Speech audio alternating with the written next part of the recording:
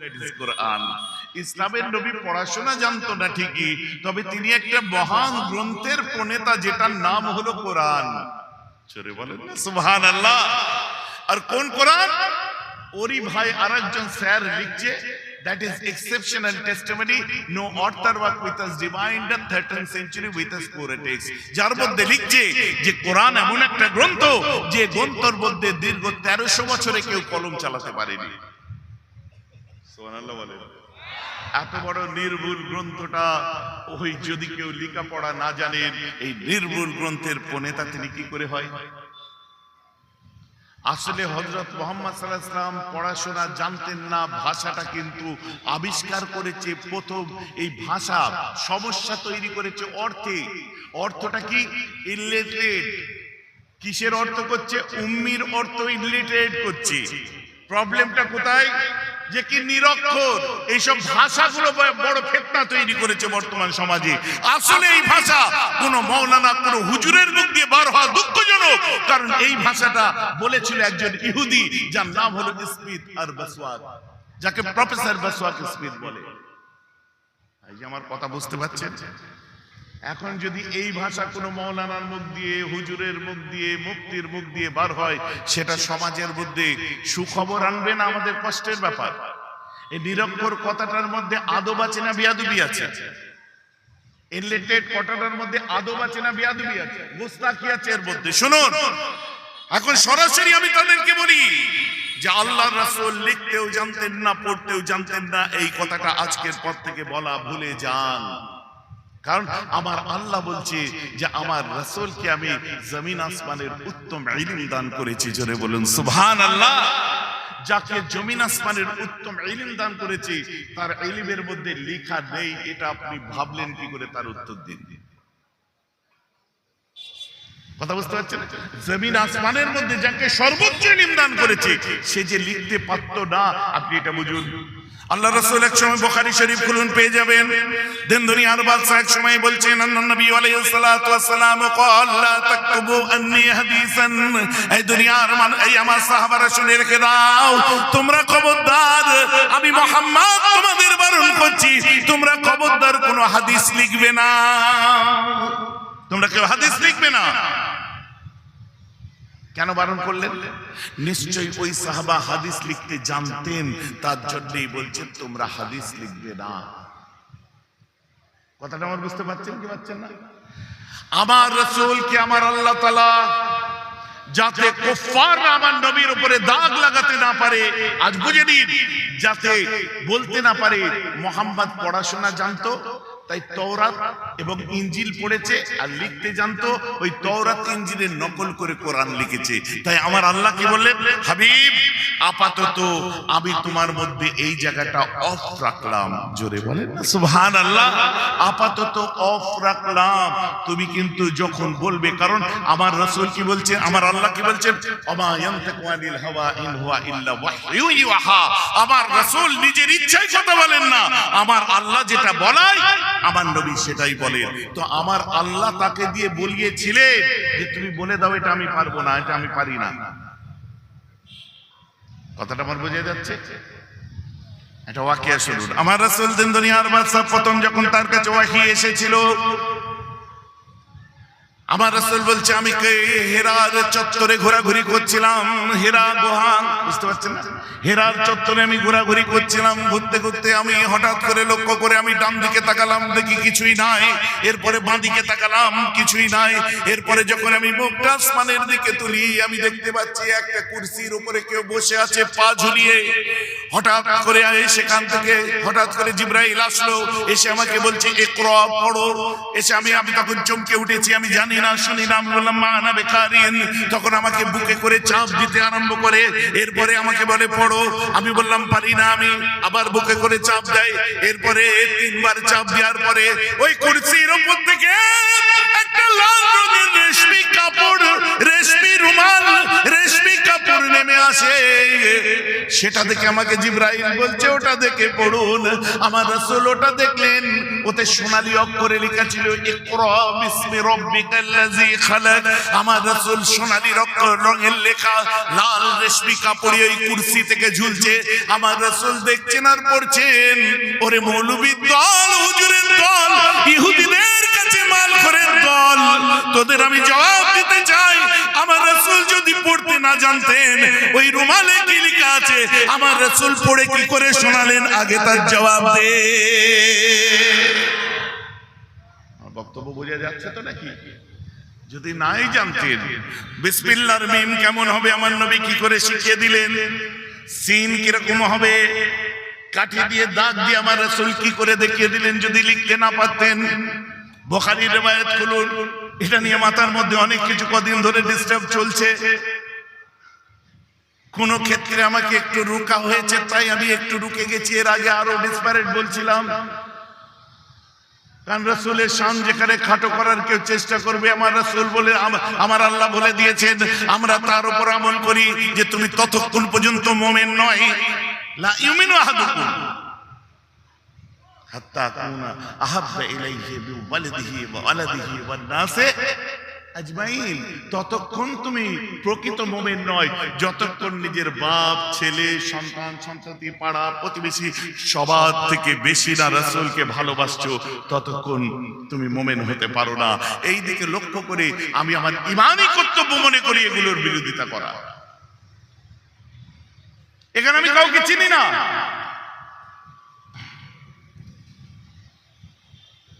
আর এইসব কথাবার্তাগুলো বলা মানে সমাজে ফিতনার দ্বারকে উন্মোচন করা।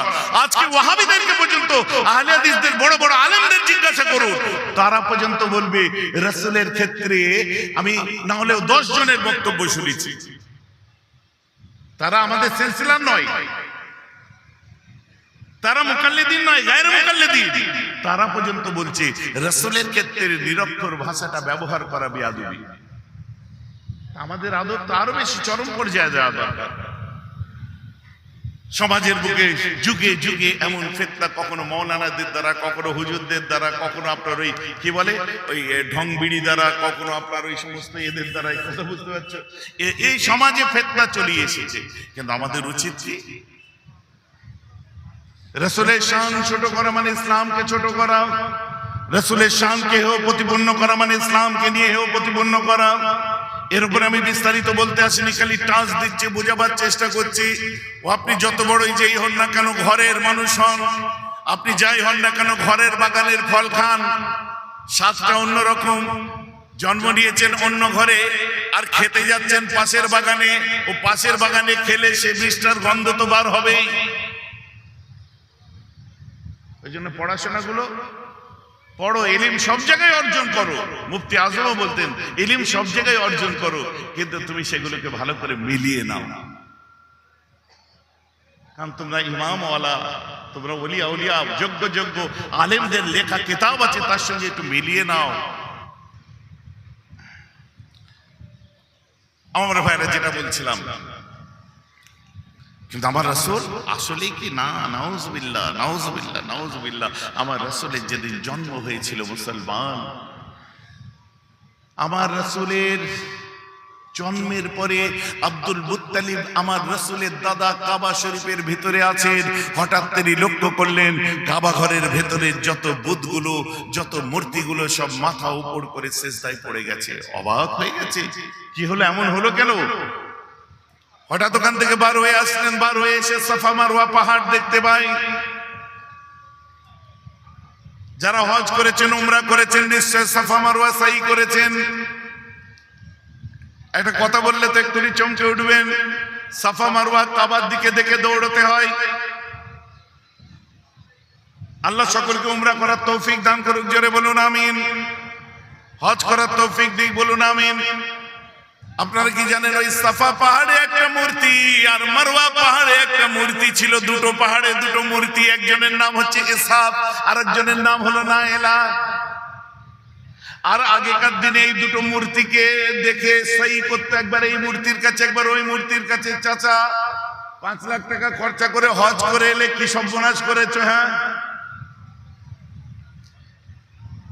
কি সর্বনাশ হলো বলে দিন। দেখবেন আবার যেন কেউ বলে ফেললেন না, আগে জানলে তো সাহি করতাম না, সে আবার অজীব ছেড়ে যেত, মহা মুশকিল। আসলে তা নয়। এই দুটো পাহাড়ে দুটো মূর্তি আসলো কোথা থেকে জানেন? একটা মূর্তি এসেছিল, দুটো মূর্তি কাবার চত্বরে একটা ছেলে আর একটা মেয়ে জেনা করে ফেলে, আল্লাহ তাদেরকে ওখানে মূর্তিতে পরিণত করে দেয়। ওই সময় একটা মূর্তি তুলে সাফা পাহাড়ে আর একটা মারওয়া পাহাড়ে বসিয়ে দেওয়া হয়। আসলে মক্কাওয়ালাদের তখন একটা মনোপলি বিজনেস ছিল যে বাইরে থেকে যারা হজ করতে আসবে তারা নিজের ইহরাম করতে পারবে না, নিজের পোশাক পরতে পারবে না, আমাদের কাছে চড়া দামে পোশাক পরে কাবা তওয়াফ করতে হবে। আর যাদের পয়সা নেই ন্যাংটো হয়ে করো, উলঙ্গ হয়ে করো। তো উলঙ্গ হয়ে সব যারা তওয়াফ করছিল ওদের মধ্যে থেকে একটা ছেলে আর একটা মেয়ে জেনা করে ফেলে কাবার চত্বরে। আল্লাহ দুটোকে মূর্তি করে দিয়েছিল, একটা মূর্তি তুলে দিয়ে দেওয়া হলো সাফা পাহাড়ে, একটা মারওয়া পাহাড়ে। ওই মূর্তি থেকে সব সহি করতো। সাহাবা ইকরামরা নবী আসার পরে সাহাবা ইকরামরা বললেন, এই রাসূল, ওখানে তো দুটো মূর্তি ছিল, এখন কি করে কি হবে? আমার রাসূল বলছেন, মূর্তি ছিল এখন নেই, ওটা অপসারিত হয়েছে। যাও এখন হাজেরাকে অনুকরণ করো, আমরা মিল্লাতে ইব্রাহিম, হাজেরাকে অনুকরণ করো, তার মতো করে কাবা দেখতে দেখতে দৌড়াও, ওটা তোমার জন্য ওয়াজিব। জোরে বলুন না সুবহানাল্লাহ। ক্লিয়ার হয়ে গেল একটা বিষয়। তাহলে ওখানে এখন আর কোনো মূর্তি নেই। তো শুনুন যেটা বলছি,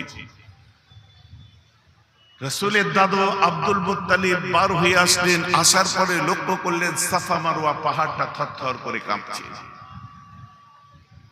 আমদরিয়ায় জোয়ার এসেছে, পাশেই আপনার আরেকটা দরিয়া সোয়া দরিয়া ভাটা পড়ে গেছে। কবে?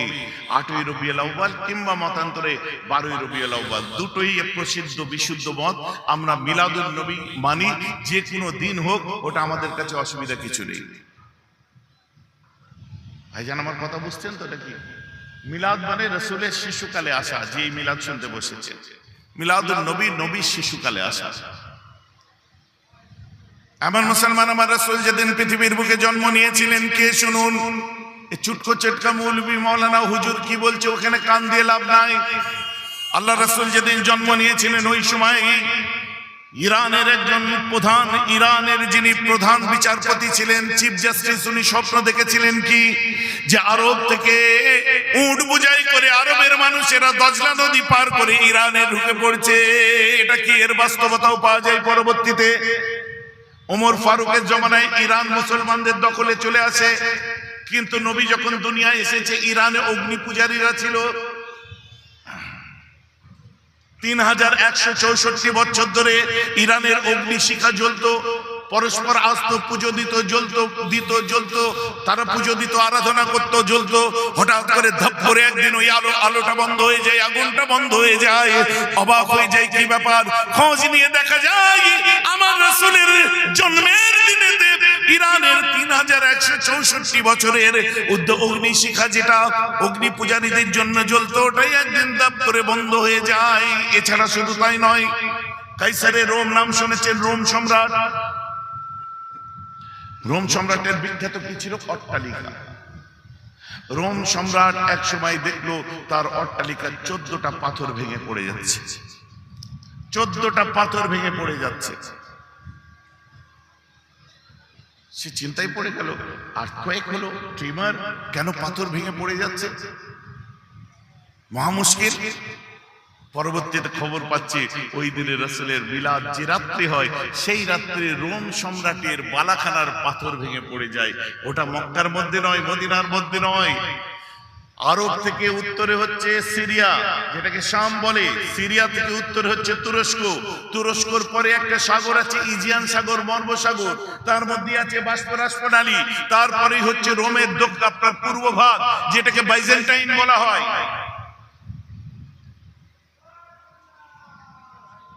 অনেকের মাথার পহাত উপর দিয়ে যাবে আল্লাহর কিরাই বুঝতে পারছি না,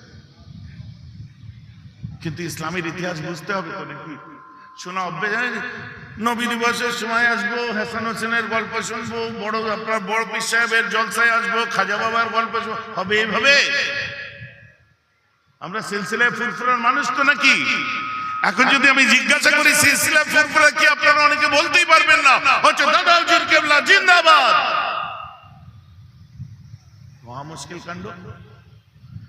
दादा हुजूर का दामन नहीं छोड़ेंगे। अबे छोड़ना बात की बात है यारो, पहले पकड़ो तो सही।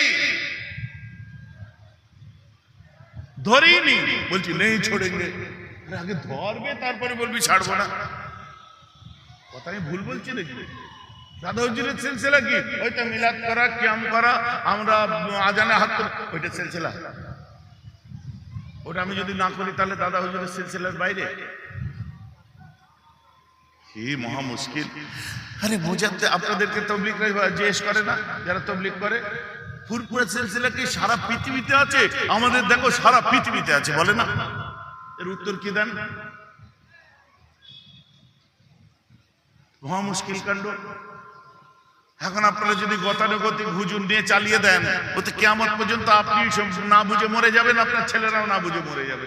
এখন আপনি বোঝেন না বোঝেন, আমি যদি না বলি তো আল্লাহর কাছে ধরা পড়বো। কথাটা বুঝতে পারছেন তো? আরে সিলসিলায়ে ফুরফুরা সারা পৃথিবীতে নেই, রাইট? খাঁটি কথা একদম। কারণ ফুরফুরা সারা পৃথিবীতে থাকবে কোথা থেকে? ওটা ভারতবর্ষের পশ্চিমবঙ্গের হুগলি জেলার জাঙ্গিপাড়া ব্লকের একটা গ্রামের নাম ফুরফুরা। ওটা 24 পরগনায় আছে? নেই। এটা ভৌগোলিক চিত্র ধরে একটা ব্র্যান্ডিং করা হয়েছে ফুরফুরা সিলসিলা। আচ্ছা, আপনারা একটু কথা বলেন, এটা বিখ্যাত এক কথায় যে সহিহ হাদিসের কিতাবের নাম মাথায় এসছে বলে ফেলেন, বলেন। সহিহ বুখারী। এই সহিহ বুখারী বলে আদৌ কোনো কিতাব আছে? না ভাইজান, ওই যে উপরে লেখা থাকে সহিহুল বুখারী, ওটা ব্র্যান্ডিং করা হয়েছে। ওটা লিখেছে কি, তার নাম কি? সহিহ বুখারী কে লিখেছে? হ্যাঁ, ইমাম বুখারী। এই ইমাম বুখারী বলে কোন ইমাম সহিহ বুখারী বলে গ্রন্থ কি আদৌ লিখেছে? ওটা পাবলিক বলবে, ওটা মোবাইল মলি সাহেবরা বলবে, আর ওটা বুঝাবার জন্য আমরা বলবো। কারণ ইমাম বুখারী বলে কোনো মানুষ নেই। কারণ ইমাম বুখারীর আব্বা তার জন্মের পরে তাকে আকিকা দিয়ে একটা নাম রেখেছিলেন, আর তার বোখারায় জন্ম হয়েছিল বলে তাই তাকে ইমাম বুখারী বলা হয়। ওটা উজবেকিস্তানের সমরকন্দ বলে একটা শহর, বোখারা বলে একটা শহর, এই বোখারায় জন্মেছিলেন, তাই জন্য তাকে ইমাম বুখারী বলে। এ কোথাকার হুজুর? আমি ফুরফুরা হুজুর। আমি দেখতে মোটা, তা বলে কি আমি পুরো গ্রামটা? আমার গ্রামের নাম কেন? আমার আব্বা আমার আকিকা দেয়নি, আমার নাম রাখেনি। বাকায়দে এত লম্বা আমার নাম, আবু দাজানা আশিক ইকবাল মোহাম্মদ বেহরাবউদ্দিন সিদ্দিকী আল কুরাইশি, এত বড় আমার নাম, আকিকা দিয়ে একদম বাকায়দা নাম রাখা হয়েছে। মনে আছে? কি বললাম নাম?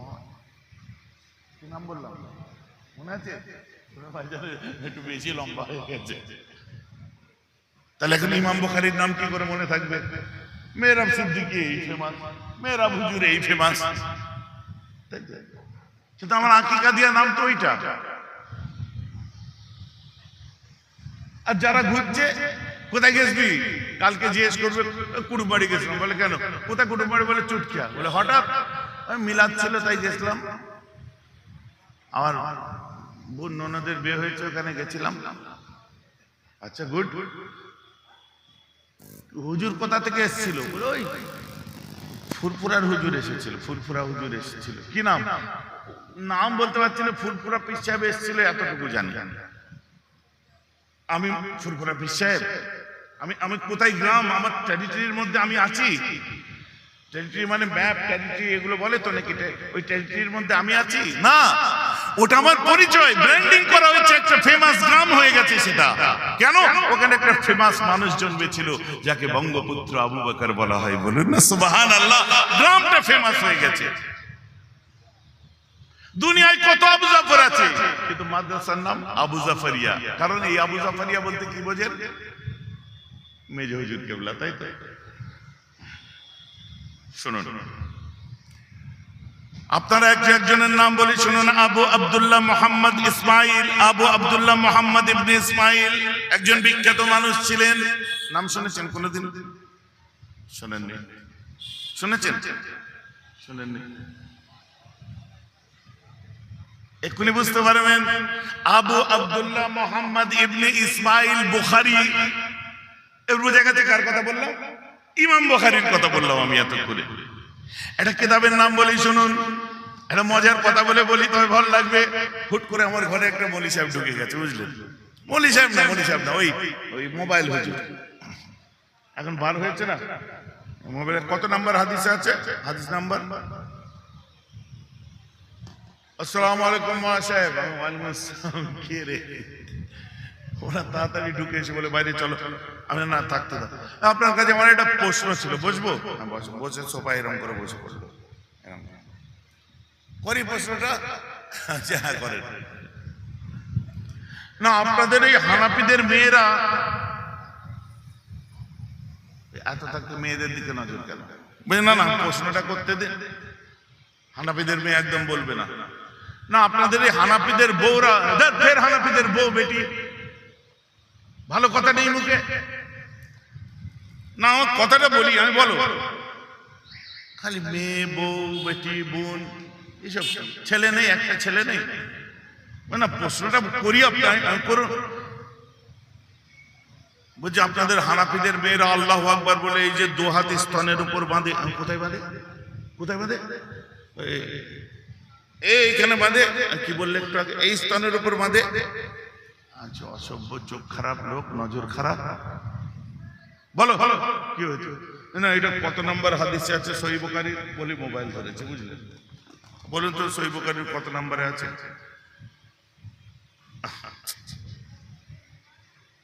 কি হলো? ব্যাটারির চার্জটা শেষ। হুজুর মরে গেছে। হুজুর মরে গেল। ফোনে যতক্ষণ চার্জ আছে ততক্ষণ তোমার হুজুর বেঁচে আছে। চার্জ শেষ, হুজুর মরে গেছে। আমাদের সিস্টেম নয়।